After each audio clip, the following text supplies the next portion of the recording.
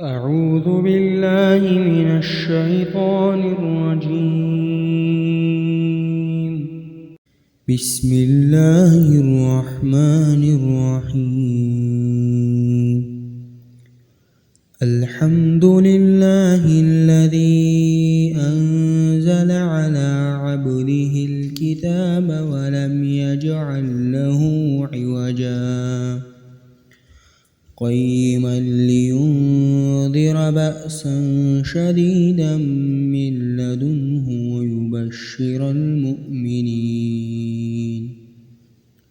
ويبشر المؤمنين الذين يعملون الصالحات أن لهم أجرا حسنا ماكثين فيه عبدا وينذر الذين قالوا اتخذ الله ولدا ما لهم به من علم ولا لآبائهم كبرت كلمة تخرج من أفواههم إن يقولون إلا كذبا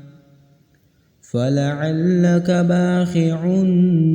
نفسك على آثارهم إن لم يؤمنوا بهذا الحديث أسفا إنا جعلنا ما على الأرض زينة لها لنبلوهم أيهم أحسن عملا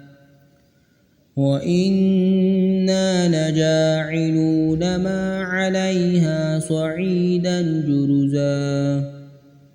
أم حسبت أن أصحاب الكهف والرقيم كانوا من آياتنا عجبا إذ أوى الفتية إلى الكهف فقالوا ربنا آتنا من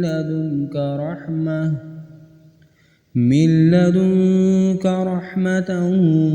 وهيئ لنا من أمرنا رشدا فضربنا على آذانهم في الكهف سنين عددا ثم بعثناهم لنعلم أي الحزبين أحصى لما لبثوا أمدا نحن نقص عليك نبأهم بالحق إنهم فتية آمنوا بربهم وزدناهم هدى وربطنا على قلوبهم إذ قاموا فقالوا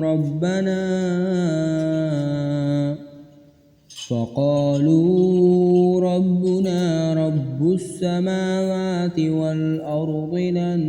ندعو من دونه إلها لقد قلنا إذا شططا هؤلاء قومنا اتخذوا من دونه آلهة لولا يأتون عليهم بسلطان بين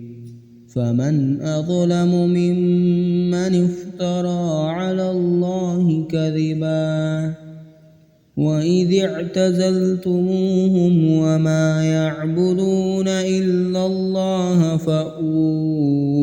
إلى الكهف ينشر لكم ربكم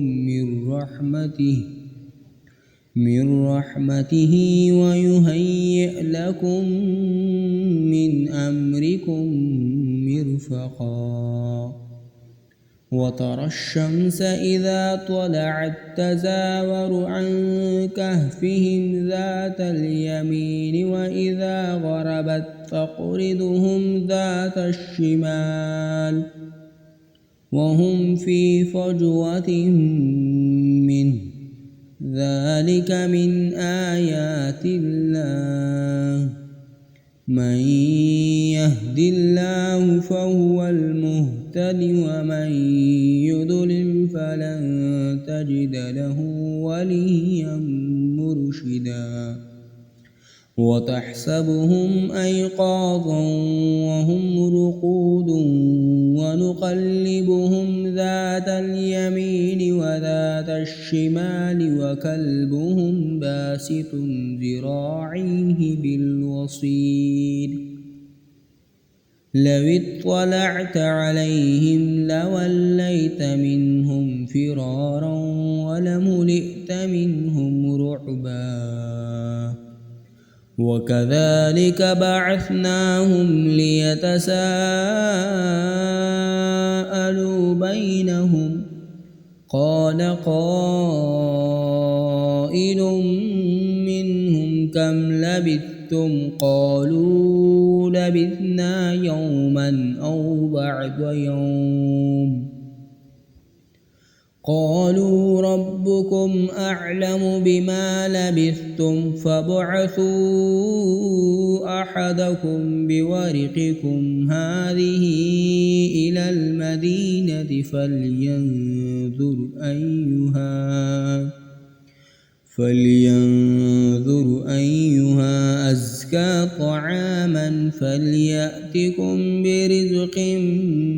منه وليتلطف ولا يشعرن بكم أحدا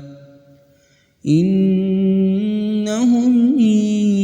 يظهروا عليكم يرجموكم أو يعيدوكم في ملتهم ولن تفلحوا إذا أبدا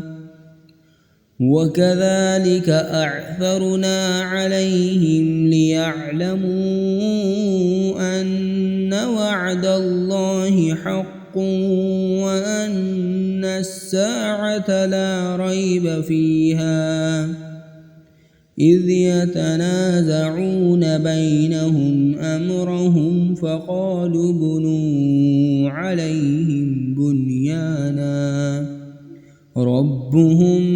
أعلم بهم قال الذين غلبوا على أمرهم لنتخذن عليهم مسجدا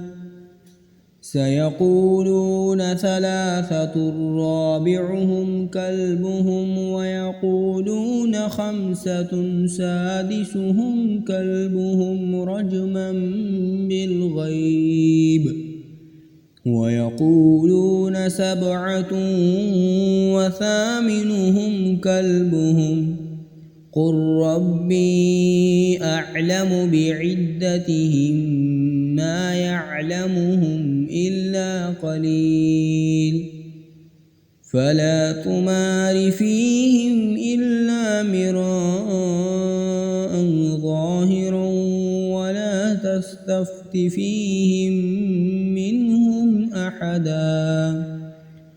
ولا تقولن لشيء إني فاعل ذلك غدا إلا أن يشاء الله واذكر ربك إذا نسيت وقل عسى أن يهديني ربي لأقرب من هذا رشدا ولبثوا في كهفهم 300 سنين وازدادوا 9 قل الله أعلم بما لبثوا له غيب السماوات والأرض أبصر به وأسمع ما لهم من دونه من ولي ولا يشرك في حكمه أحدا واتل ما أوحي إليك من كتاب ربك لا مبدل لكلماته ولن تجد من دونه ملتحدا ملتحدا واصبر نفسك مع الذين يدعون ربهم بالغداة والعشي يريدون وجهه ولا تعد عيناك عنهم تريد زينة الحياة الدنيا ولا تطع من أغفلنا قلبه عن ذكرنا واتبع هواه وكان أمره فرطا وقل الحق من ربكم فمن شاء فليؤمن ومن شاء فليكفر إنا أعتدنا للظالمين نارا أحاط بهم سرادقها وإن يستغيثوا يغاثوا بماء كالمهل يشوي الوجوه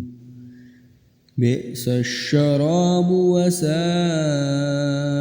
مرتفقا إن الذين آمنوا وعملوا الصالحات إنا لا نضيع أجر من أحسن عملا أولئك لهم جنات عدن تجري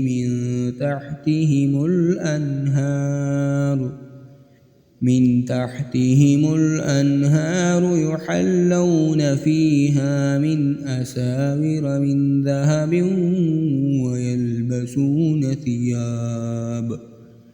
ويلبسون ثيابا خضرا من سندس واستبرق متكئين فيها على الأرائك نعم الثواب وحسنت مرتفقا واضرب لهم مثل الرجلين جعلنا لأحدهما جنتين من أعناب وحففناهما بنخل وجعلنا بينهما زرعا كلتا الجنتين آتت أكلها ولم تظلم منه شيئا وفجرنا خلالهما نهرا وكان له ثمر فقال لصاحبه وهو يحاوره أنا أكثر منك مالا وأعز نفرا ودخل جنته وهو ظالم لنفسه قال ما أظن أن تبيد هذه أبدا وما أظن الساعة قائمة ولئن رددت إلى ربي لأجدن خيرا منها منقلبا قال له صاحبه وهو يحاوره أكفرت بالذي خلقك من تراب ثم من نطفة ثم سواك رجلا لكن هو الله ربي ولا أشرك بربي أحدا ولولا إذ دخلت جنتك قلت ما شاء الله لا قوة إلا بالله إن ترني أنا أقل منك مالا وولدا فعسى ربي أن يؤتين خيرا من جنتك ويرسل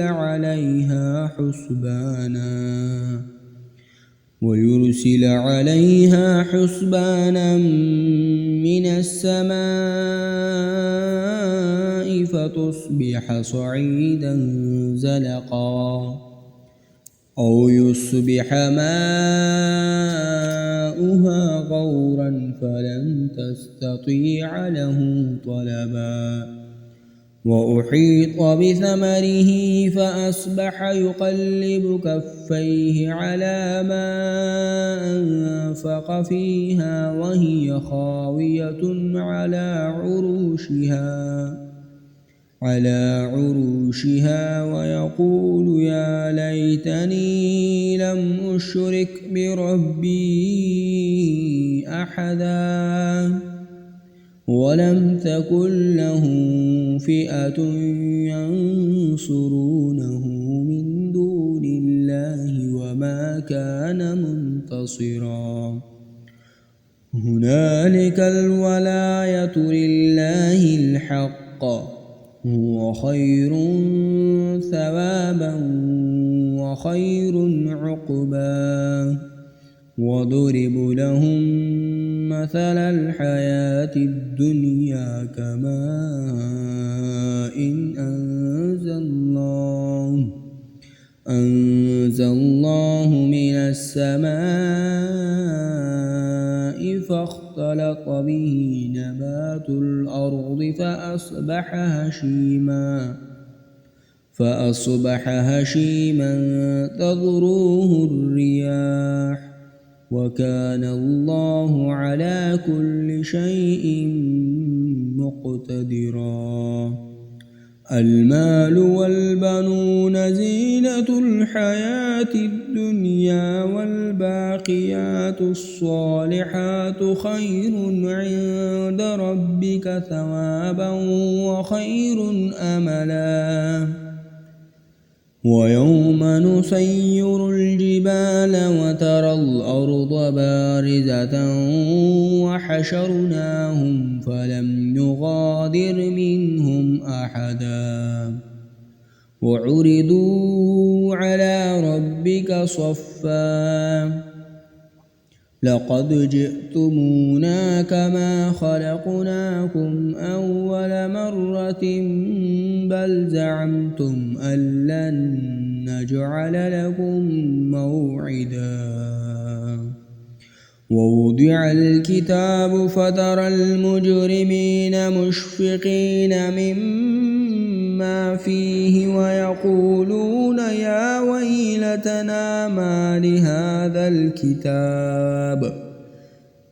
لهذا الكتاب لا يغادر صغيرة ولا كبيرة إلا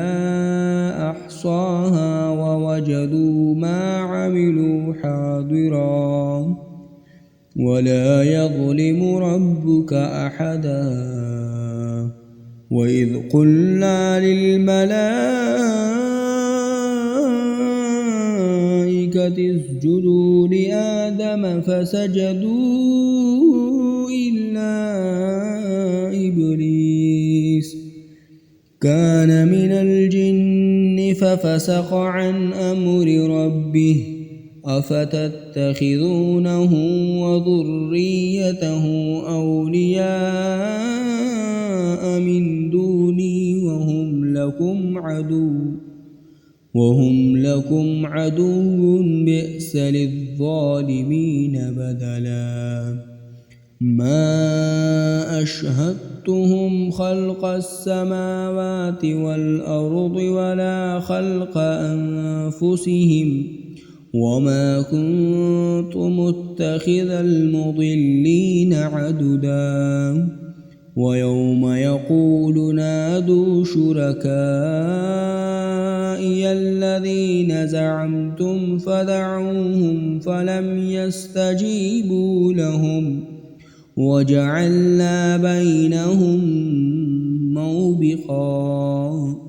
ورأى المجرمون النار فظنوا أنهم سمعوها ولم يجدوا عنها مصرفا ولقد صرفنا في هذا القرآن للناس من كل مثل وكان الإنسان أكثر شيء جدلا وما منع الناس أن يؤمنوا إذ جاءهم الهدى ويستغفروا ربهم إلا أن تأتيهم سنة الأولين أو يأتيهم العذاب قبلا وما نرسل المرسلين إلا مبشرين ومنذرين ويجادل الذين كفروا بالباطل ليدحضوا به الحق واتخذوا آياتي وما أنذروا هزوا ومن أظلم ممن ذكر بآيات ربه فأعرض عنها ونسي ما قدمت يداه إنا جعلنا على قلوبهم أكنة أن يفقهوه وفي آذانهم وقرا وإن تدعهم إلى الهدى فلن يهتدوا إذن أبدا وربك الغفور ذو الرحمة لو يؤاخذهم بما كسبوا لعجل لهم العذاب بل لهم موعد لن يجدوا من دونه موئلا وتلك القرى أهلكناهم لما ظلموا وجعلنا لمهلكهم موعدا وإذ قال موسى لفتاه لا أبرح حتى أبلغ مجمع البحرين أو أمضي حقبا فلما بلغا مجمع بينهما نسيا حوتهما فاتخذ سبيله في البحر سربا فلما جاوزا قال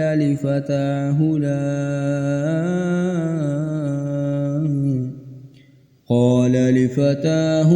آتنا غداءنا لقد لقينا من سفرنا هذا نصبا قال أرأيت إذ أوينا إلى الصخرة فإني نسيت الحوت وما أنسانيه إلا الشيطان أن أذكره واتخذ سبيله في البحر عجبا قال ذلك ما كنا نبغي فارتد على آثارهما قصصا فوجدا عبدا من عبادنا آتيناه رحمة من عندنا وعلمناه من لدنا علما قال له موسى هل أتبعك على أن تعلمني مما علمت رشدا قال إنك لن تستطيع معي صبرا وكيف تصبر على ما لم تحط به خبرا قال ستجدني إن شاء الله صابرا ولا ولا أعصي لك أمرا. قال فإن اتبعتني فلا تسألني عن شيء حتى أحدث لك منه ذكرا. فانطلقا حتى إذا ركبا في السفينة خرقها قال أخرقتها لتغرق أهلها لقد جئت شيئا إمرا. قال ألم أقل إنك لن تستطيع معي صبرا. قال لا تؤاخذني بما نسيت ولا ترهقني من أمري عسرا. فانطلقا حتى إذا لقيا غلاما فقتله. قال أقتلت نفسا زكية بغير نفس لقد جئت شيئا نكرا. قال ألم أقل لك إنك لن تستطيع معي صبرا. قال إن سألتك عن شيء بعدها فلا تصاحبني قد بلغت من لدني عذرا.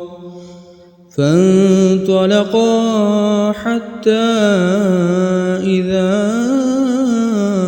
أتيا أهل قرية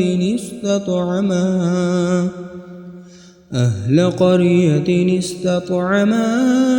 أهلها فأبوا أن يضيفوهما فوجدا فيها جدارا يريد أن ينقض فأقامه. قال لو شئت لاتخذت عليه أجرا.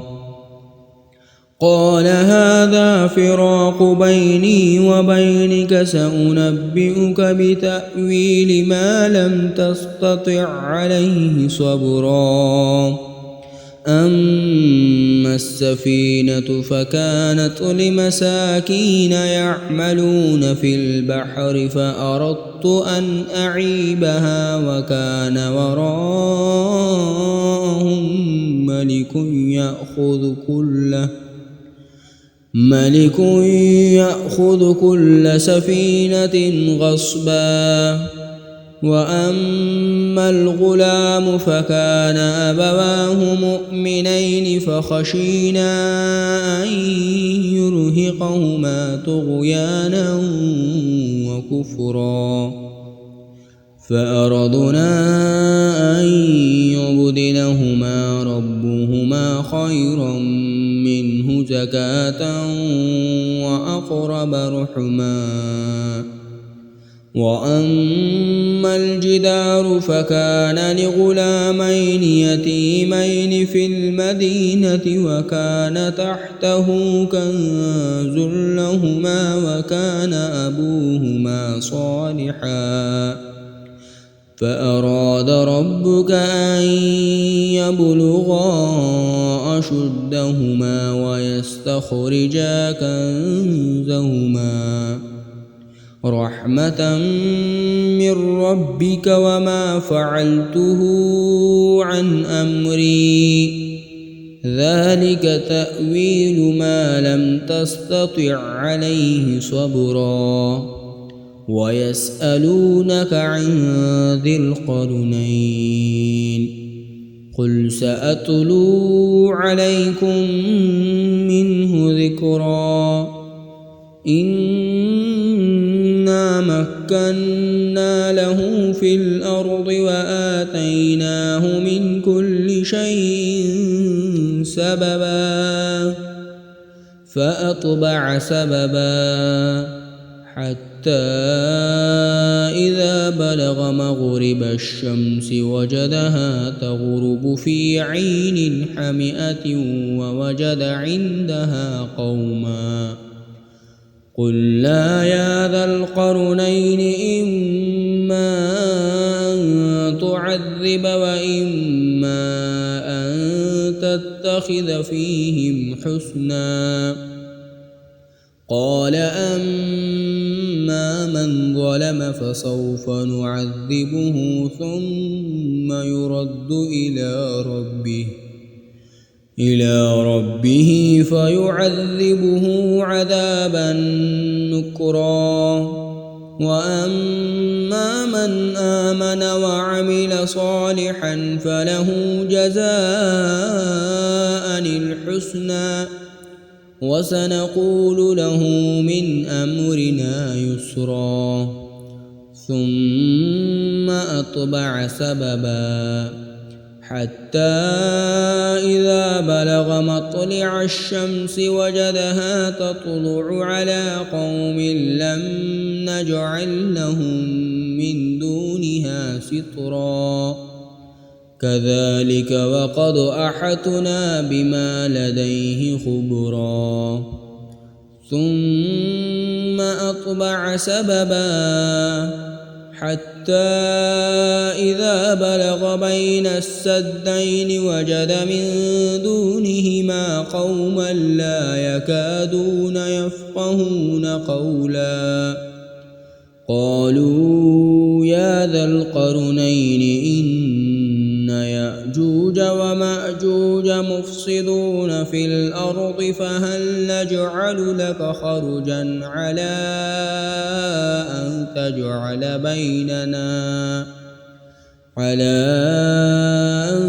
تجعل بيننا وبينهم سدا. قال ما مكني فيه ربي خير فأعينوني بقوة أجعل بينكم وبينهم ردما. آتوني زبر الحديد حتى إذا ساوى بين الصدفين قال انفخوا حتى إذا جعله نارا قال آتوني أفرغ عليه قطرا. فما استطاعوا أن يظهروه وما استطاعوا له نقبا. قال هذا رحمة من ربي فإذا جاء وعد ربي جعله دكا وكان وعد ربي حقا. وتركنا بعضهم يومئذ يموج في بعض ونفخ في الصور فجمعناهم جمعا.